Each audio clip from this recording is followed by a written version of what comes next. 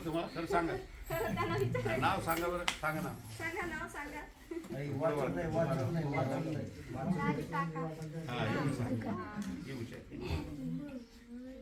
तर बघा त्यांनी त्यांचं मोठं मन करून त्यांच्या वाढदिवसानिमित्त तुम्हाला शैक्षणिक साहित्याचे वाटप करणार आहेत.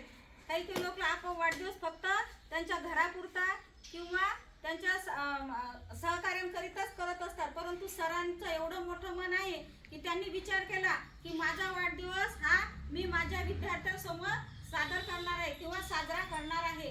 आणि त्यांनी साजरा न करता त्यांनी शैक्षणिक वाटप सुद्धा मी साहित्य वाटप सुद्धा करणार आहे.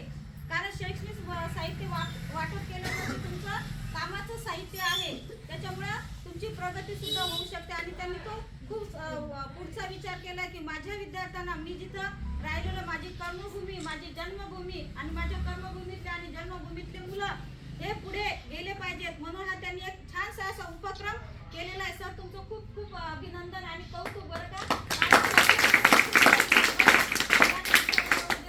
4-5 गावं झाले, परंतु असं वाढदिवस किंवा त्या वाढदिवसानिमित्त काही साहित्य वाटप करणे मुलांना हे सहसा कोणी करत नाही, परंतु सरांनी खूप त्यांचं मोठं मन करून आणि तुमच्यासाठी तुमच्या भविष्यासाठी त्यांनी हा उपक्रम इथं सादर केलेला आहे. तर मी सरांना विनंती करते की तुमचं शैक्षणिक साहित्य